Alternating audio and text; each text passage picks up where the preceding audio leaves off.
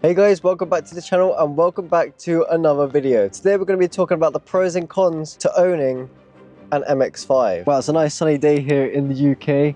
Yesterday was really windy, so I couldn't exactly film, but here we are.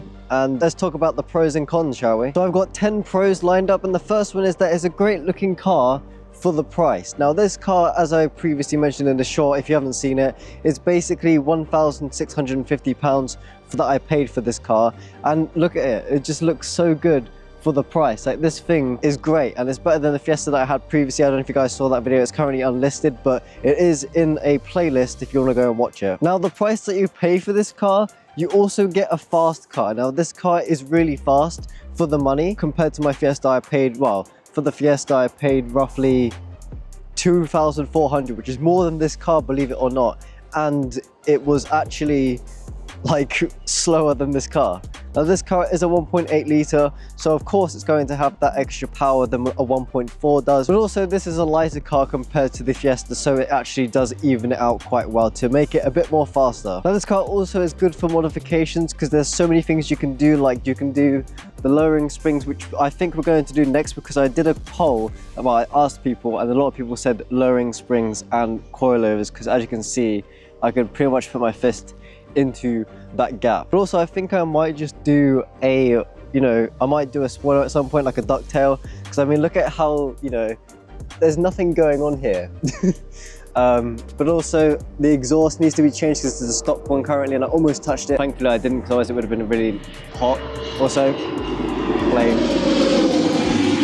Very cool. But yeah, thankfully I didn't touch the exhaust because it is currently hot, because I just drove here. Another one that I want to do is change the wheels, because currently we have very bad ones on at the moment and they're very much scuffed, so I want to get some nice ones. But anyway, let's go on to the next one. But yeah, and the next one that kind of ties into the last one is that it's spare parts. So you're never going to run out of parts with these cars because they're so common, and also they made so much of them that you physically can't run out of parts for these. And I guess this next one also ties into it, is that it's easy to repair and maintain. Like, these cars are really easy to work on, and believe it or not, like, the engine bay is completely empty. Like, I'll show you guys. Look at how empty this is. I mean, actually, speaking of empty, I've got to do my my washer fluid. Wow. But yeah, as I say, like, look at this empty space here. I mean, I know you guys can't see it because it's really dark. I don't know why it's so dark, but yeah, there are a lot of space compared to other engines, which is crazy. And it actually doesn't have a plastic cover on it like most modern cars these days, which is, yeah, it's very good. And the next one here is that it's a convertible. So obviously with it being sunny right now, let's go ahead and put the roof down. And there we go, the roof is down and it is still sunny, which is good because hopefully it doesn't rain. I don't think it will. There's a lot of blue sky, which is good, which is very unusual for the UK. And the next one is part of the interior here. Now if I just brighten this up, here we go. So the one thing is that this interior isn't actually that bad for the age. So if we have a look, okay, why is it so, okay. So the one thing that I hate is these cup holders. Like, look at this. Like, what is this? I mentioned this in the previous video, but it's just annoying how, like, because every time I go to do the shifter, my elbow hits this and it knocks it back, which is really annoying. But other than that, the interior isn't actually that bad. Like, we've got white dials there, which is really nice. We've got a nice steering wheel now, which is sneak peek, because I just fit this, which is really good. And it will be in another video that we do modifications in. So if you want to see that, stay tuned for that. And there's another plane coming. But yeah, stay tuned for that because we're going to do modifications, and this is going to be part of them. So it's going to be a three-parter. So we're going to do this, which has already been filmed. We're going to do, we're probably going to do the lowering springs at some point, but I need to save up for that because that's going to be an expensive one. I mean, the only thing that I hate about this interior right now is these seats and that. Like, a lot of people say they like it, but I don't. It's just the horrible color. Now, this next one is to do with the gearbox. Now, this is probably one of the best gearboxes that I've actually used. And that is, I mean, this is my second car, obviously, but this is literally the best one because it's short shift, and also it just feels so, what's the word? It just fits into place like really well, which is really nice. Now this car, believe it or not, has stock speakers that are actually really decent. I'm not going to play any music now though, because I've got the engine off and the ignition. And also you probably wouldn't be able to tell like how good it is from the camera anyway, but it's just decent. It's not great, like amazing, but it's decent for stock speakers. So I'm very happy with those, and they're quite basic, which is really good. Now the handling with this car is really good for the price. Like, this is literally like a pretty much track car out of the box. I mean, okay, not really. You have to do a lot of things like coilovers, downforce like stuff. You gotta put obviously a roll cage in, which I need to do at some point, because if I roll this car, which hopefully I won't, it shouldn't do. I'm not driving stupidly enough to roll the car. I just do joyrides, which is understandable because every car guy does a joyride, let's be real. But yeah, I'm not gonna flip this car. It's just not gonna happen because I don't drive it in a way that would flip the car. So these are the pros that I have covered in this video. So let's go on to the cons of the car. Now the first one is basically rust. I mean, luckily I bought a car that has very minimal rust. I haven't looked directly under the car yet completely, so I'm gonna have to put it up on a ramp at some point and just look, but I haven't actually got access to a ramp, so I can't really do that. But yeah, normally it rusts in these parts here, but luckily this is just dirt right now. Ow, that's sharp. Why is that sharp?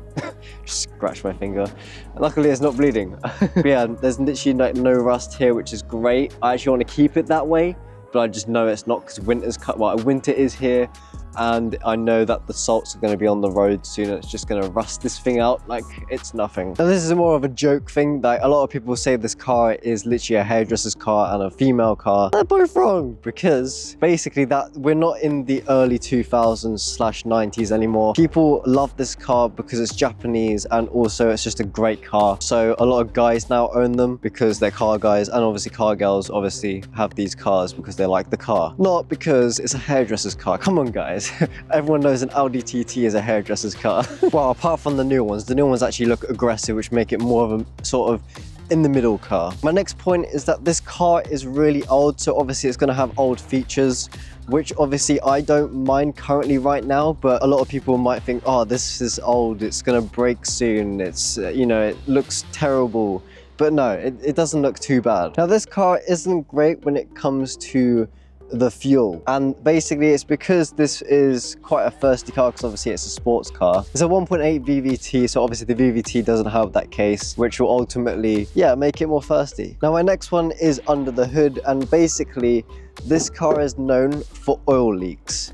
I don't know if you can see it there, but there is an oil leak coming out of the head gasket, and that is very common in these cars, unfortunately, in the same place as well. So I have to change the head gasket soon in order to fix that oil leak. Now this ties back into age, but obviously with age comes bad paintwork. So we got lacquer peel here. I don't know if you guys can see that well, but we do have lacquer peel coming on this wing here, which is not great because it looks horrible. And obviously with age as well, people get dents and scratches and, you know, cracks in the bumper and stuff. So obviously, yeah, not great. Now this next one I haven't actually personally experienced, but a lot of people have said that this car is terrible in the snow. Now that's probably because, well, for me, I've got an open diff, so for me it makes sense because that is just going to slide like no other day.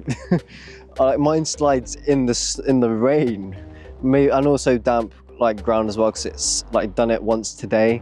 Like, it's just really easy to slide, unfortunately, which is annoying because when you don't want to slide, it slides, and when you want it to slide, it doesn't. So yeah, it's basically, this car slides like a BMW in the snow. I haven't experienced that because it hasn't snowed in the UK yet, but hopefully it doesn't snow because I don't want to have to walk to work. That's going to be the worst things. Now with this one, this is a limited space, so one of these cons is that a lot of people will complain about the space in this car. I mean, I bought this car knowing the amount of space that I'll have. Luckily, I drive this car most of the time by myself, so I usually use the passenger seat as a storage area, and then of course when I've got the soft top up, I have got space back here, and obviously I have space in the boot, so that's not too bad. If I had a passenger in the car and I wanted to carry a bunch of bags, that might be a bit of an issue, but luckily I drive myself most of the time because I'm single. Now this next one is basically to do with the soft top. Now the soft top is terrible because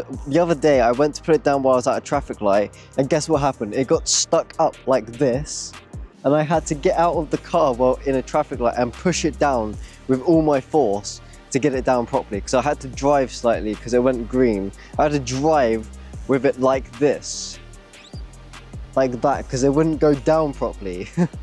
Now that, I don't know why it does that, it just does that sometimes and it winds me up. But I guess that's just a soft top thing. Unfortunately, this car isn't powered soft top, so obviously I have to manually do it myself. Now because this car is the type of car it is, the tax is expensive in the UK to drive one of these.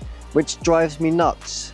This car is double the tax for my Fiesta, which is insane. Like, the tax for this car is literally £415 a year, which is insane. I mean, it's worth it because this car is great and everything, but it's just expensive for tax. Like, it's just a waste of money in a way, because like most cars are much cheaper than that. But I guess it's the price that I pay for a very nice car, I guess. So anyway, thank you guys for watching, and I hope you guys enjoyed it. My car door just closed by itself. There's probably a ghost in my car now. Anyway, thank you guys so much for watching. Don't forget to do the YouTube stuff of liking and subscribing. I'll catch you guys in the next one. Bye bye.